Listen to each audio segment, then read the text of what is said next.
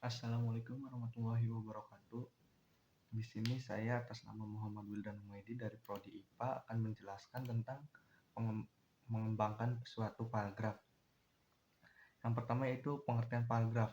Paragraf adalah suatu gugusan yang berbentuk gerakan serangkaian kalimat yang saling berkaitan satu sama lain.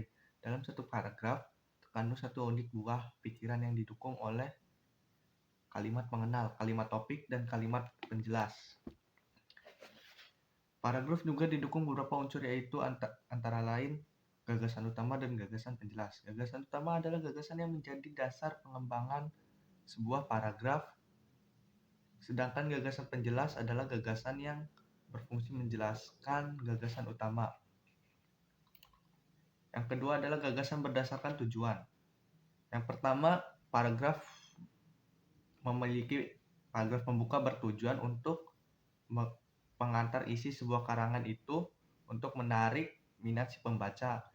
Yang kedua, paragraf penghubung bertujuan untuk menguraikan isi dan inti suatu karangan yang letaknya di antara paragraf pembuka dan paragraf penutup. Jadi, paragraf penghubung itu antara paragraf pembuka dan paragraf penutup, jadi penghubung. Yang ketiga adalah paragraf penutup, yaitu bertujuan untuk mengakhiri karangan atau bagian karangan. Dalam mengembangkan paragraf ada juga beberapa syarat dalam mengembangkan paragraf, antara lain 1.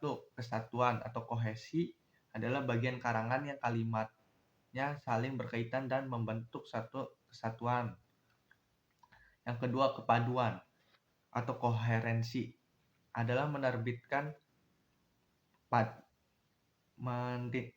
beratkan pada hubungan antara kalimat dalam membangun sebuah paragraf. Yang ketiga, kelengkapan adalah sebuah paragraf yang dikatakan lengkap jika kalimat penjelas yang cukup menunjang kalimat inti. Yang selanjutnya yaitu jenis paragraf berdasarkan letak kalimat utamanya. Yang pertama, paragraf dedukatif.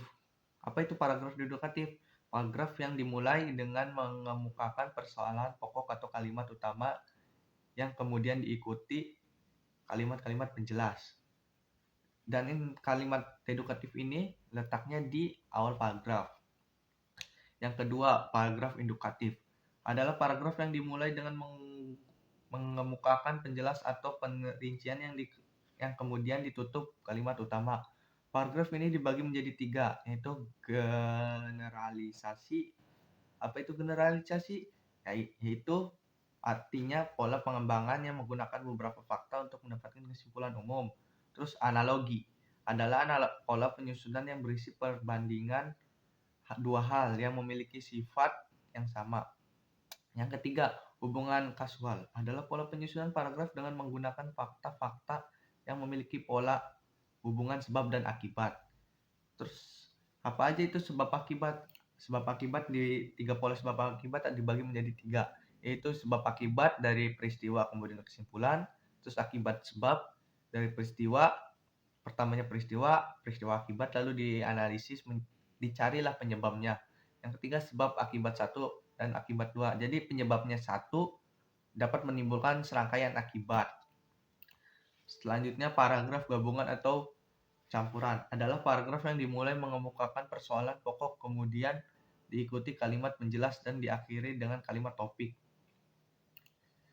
Nah, tema selanjutnya adalah mengembangkan paragraf. Mengembangkan paragraf mencakup dua persoalan, yaitu pertama, kemampuan merinci gagasan utama paragraf ke dalam gagasan utama paragraf ke dalam gagasan-gagasan penjelas.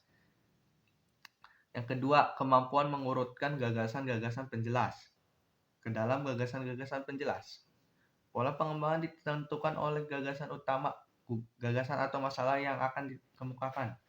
Misalnya, apabila masalah yang akan dikemukakan itu peristiwa, maka pola pengembangannya itu adalah kronologis dan atau proses. Lain lagi kalau misalkan masalahnya tentang sebab akibat, maka pola yang akan dibahas yaitu eksposisi dan argumentasi. Oke, saya akan melanjutkan penjelasan dari Mas Wildan tentang mengembangkan paragraf. Narasi. Narasi adalah paragraf yang menceritakan suatu kejadian, peristiwa sedemikian rupa sehingga si pembaca seolah-olah mengalaminya. Dalam paragraf, narasi ada 3 unsur utama, yaitu tokoh-tokoh, kejadian, dan latar waktu atau ruang. Paragraf terbagi menjadi 2 jenis, yaitu narasi fiksi dan narasi non-fiksi. Narasi fiksi adalah narasi yang mengisahkan peristiwa imajinatif, sedangkan yang non-fiksi mengisahkan peristiwa yang fakta dan tidak fiksi. Narasi fiksi apa aja sih? 1. Menyampaikan makna atau amanat secara tersirat. 2. Mengunggah imajinasi. 3. Penalaran difungsikan sebagai alat pengungkap makna. 4. Bahasa cenderung figuratif dan menitik beratkan pengguna makna konotasi. Narasi non-fiksi. 1. Menyampaikan informasi yang memperluas pengetahuan. Yang kedua, memperluas pengetahuan atau wawasan.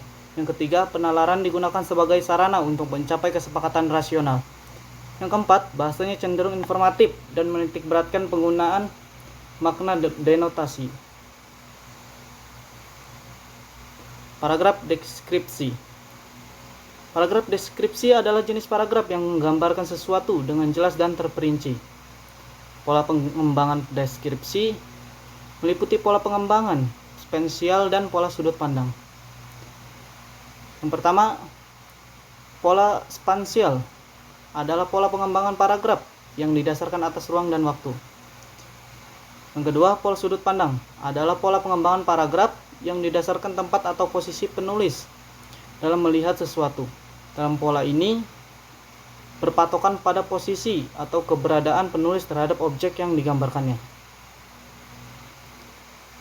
Selanjutnya, paragraf eksposisi. Paragraf eksposisi adalah paragraf yang memaparkan atau menerangkan suatu hal atau objek. Tujuannya agar si pembaca memahami objek itu dengan jelas. Setidaknya ada 3 pola pengembangan paragraf eksposisi, yakni dengan cara proses, sebab akibat, serta ilustrasi. Pola yang pertama adalah pola proses. Tindakan untuk menciptakan atau menghasilkan urutan dari suatu kejadian peristiwa. Langkah-langkahnya sebagai berikut. Penulis harus mengetahui perincian secara menyeluruh.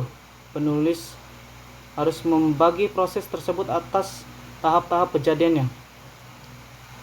Dan penulis harus menjelaskan tiap urutan ke dalam detail-detail sehingga pembaca dapat melihat seluruh proses dengan jelas.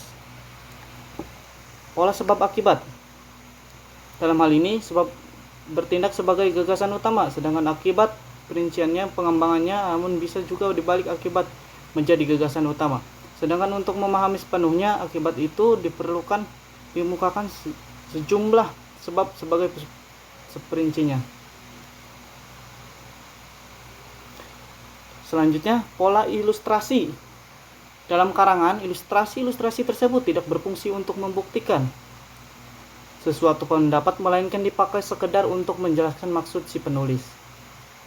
Dalam hal ini, pengamatan pribadi merupakan bahan ilustrasi yang paling efektif dalam menjelaskan gagasan umum tersebut. Selanjutnya, paragraf argumentasi. Argumentasi bermakna alasan. Argumentasi berarti pemberian alasan yang kuat dan meyakinkan. Dengan demikian, paragraf argumentasi adalah paragraf yang mengemukakan alasan. Contoh dan bukti-bukti yang kuat dan meyakinkan, yang bertujuan untuk mempengaruhi si pembaca agar mereka menyetujui pendapat, sikap, atau keyakinan. Dalam beberapa hal, persamaan dan perbedaan antara paragraf eksposisi dengan paragraf argumentasi adalah: yang pertama, persamaannya. 1. Argumentasi dan eksposisi sama-sama menjelaskan pendapat. Jadi, argumentasi dan eksposisi itu sama saja menjelaskan tentang pendapat, gagasan, dan keyakinan kita. Yang kedua, argumentasi dan eksposisi sama-sama memerlukan fakta.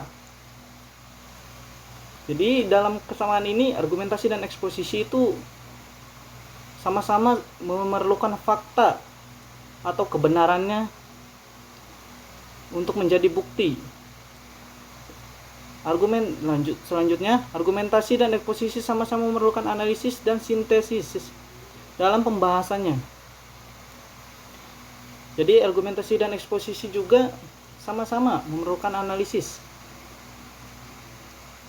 untuk sebagai bukti atau bagi sintesis dalam pembahasannya. Selanjutnya, argumentasi dan eksposisi sama-sama menggali idenya dari pengalaman, pengamatan, dan penelitian, sikap dan keyakinan.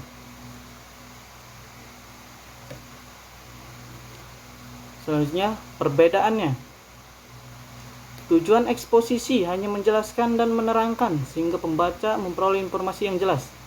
Sedangkan argumentasi bertujuan untuk mempengaruhi si pembaca menyetujui bahwa pendapat, sikap, dan keyakinan kita benar.